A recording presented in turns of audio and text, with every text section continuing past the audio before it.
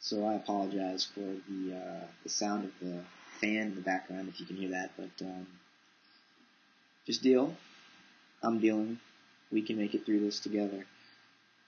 So I watched Nicotine 2's series of videos about defining this word spirituality, and in the second video he offered about 10 definitions, some of which he wanted to associate himself with, and others he did not.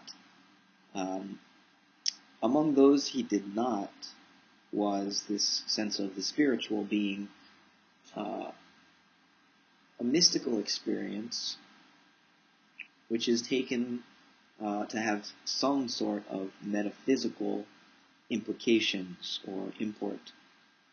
Now, as I said, Nicotine wanted to distance himself from that definition of spirituality.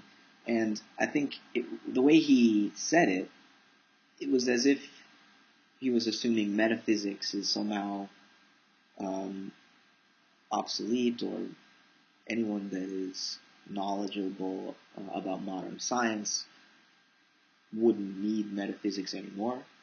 And I would want to challenge that notion because all science is based upon metaphysical assumptions.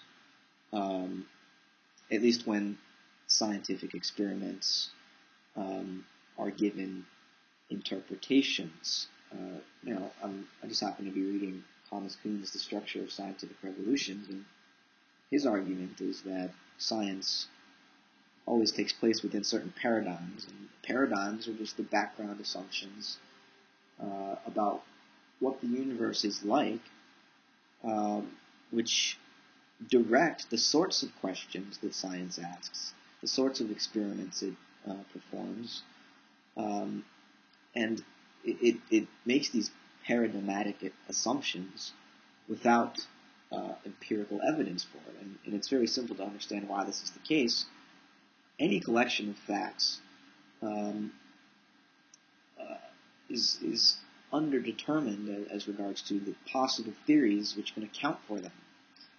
So, in other words, there are multiple theories to account for the same set of facts, for the same data.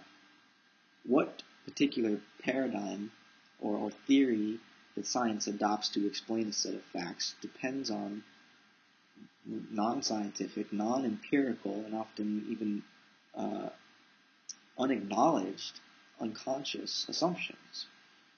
But, this isn't really a detriment to science. Science has gone on for hundreds of years in this way, and while Kuhn wants to question whether it's made cumulative progress in some sense because of the nature of the scientific revolution, a sort of picture of science as just over centuries, each scientist being a bricklayer, adding piece by piece part of this larger superstructure, which eventually will be completed. Kuhn wants to question that because the nature of scientific revolutions is such that when new paradigms are ushered in, they take the same facts which had been recorded in the old paradigm and reinterpret them, see them from a new perspective. It's almost like those Necker cubes, I believe they're called, where you can see them alternately from two different perspectives. It seems that scientific facts, scientific data, can be interpreted from multiple theoretical and paradigmatic perspectives. So it isn't as though there's any neutral metaphysical ground, where we begin and we can just build up theories based on this pure, non-theoretical, neutral sensory experience of the world as it is, independent of our minds, our historical and cultural embeddedness, and our biological structure and function.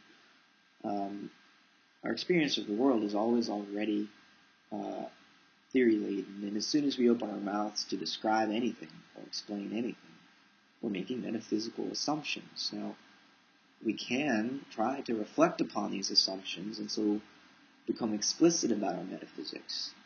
But I think there's some sense in which we always want our metaphysics to be in touch with our actual experience. We don't want to just build these abstract edifices of thought because we think they're pretty when they have no actual relation to the world of experience, to the everyday, person-to-person world that we have to interact with and respond to. So, ideally, our metaphysics and our science should elucidate our experience and always be based in and return to our experience as the final arbiter of their worth, of a scientific theory's worth, or philosophical, metaphysical, or spiritual worldviews or theories' worth. So when it comes to mystical experience, why is it exactly that we should not draw metaphysical implications that seem warranted based on those experiences? If experience is the final arbiter of our theories about the world, then why would we not pay attention to all experiences, especially the mystical sort, which, while at least most mystics or just normal people who by grace or accident happen to have a mystical experience, they report that this experience is more real, which puts them in touch with a deeper layer of reality and exposes them to a greater degree of truth than any other experience they've ever had before. Why would we not take these experiences to have metaphysical import?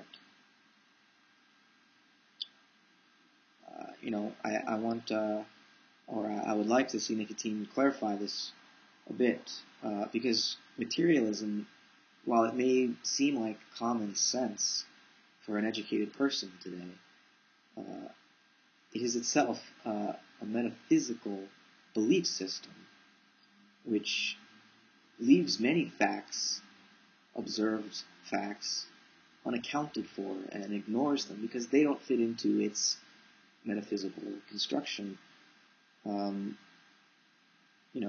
Most of our experience, I think, as conscious human beings with, these moral compulsions and these feelings of responsibility to others and emotional connection to others and this sense of artistic creativity that we seem to be in possession of and able to express. No materialistic theory can account for this. And, certainly someone like Daniel Dennett wants to turn Darwin's theory of evolution by natural selection, though it's not an evolution at all in the sense of what that word really means. Darwin didn't use evolution because there's no progress or direction or motivation behind a purely mechanical process such as this random genetic mutation selected for by pre-given environmental conditions. So it's not even evolution, really. If evolution implies an actual progressive change in form towards greater adaptability in anything but a trivial sense. But anyways, Dennett wants to say that Darwin's theory can account for our conscious experience somehow, that consciousness and the various attributes of it and the functionality of it is just constructed piece by piece through the process of natural selection. That is, to me, a entirely inadequate explanation. It's not adequate to our experience of being conscious itself. Because Dennett wants to say that our experience, the thing most intimately obvious to us, is an illusion. That's Dennett's explanation for consciousness.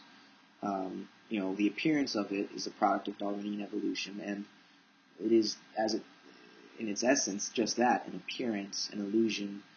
And in fact, Dennett is saying the most absurd, and materialism, when it attempts to account for our own existence as conscious being, forces you to accept this absurdity that your existence is a complete illusion and this abstract conception is real. of a material mechanical universe. That to me is absurd, because it's a metaphysical system which does not relate to or adequately account for my own experience, my felt presence in the world, and the abilities that I am capable of exhibiting. So, in my own experience of the mystical sort, and this is another term which we could probably post a bunch of videos trying to describe or define mysticism. What exactly is a mystical experience, anyways? A materialist would say it's just a state of neurochemical firing in your brain, okay, but that completely leaves out the felt experience itself of being in that state of consciousness. And anyone who has been in that state, and you can reach it on accident, as I said, through intense prayer or meditation, through ingesting psychedelic plants or chemicals, and various other ways. But when you're having that experience, or when that experience is having you, language fails to account for its intensity and its revelatory quality. And as far as the metaphysical import goes, there's a reason that people who have had these experiences tend to want to draw metaphysical conclusions from them. And I will just stop there and ask Nicotine to further elaborate upon why he thinks that drawing metaphysical implications from mystical experience is somehow bullshit. Where should we get or draw our metaphysical foundations from, if not experience, and especially if not from the experience which of itself is revealed to be the most true, the most intense, the most real, because it seems universally that that's what those who have these experiences report them as. So, yeah, thanks for listening. Sorry it's a little long, but hopefully I said something interesting. Take it easy.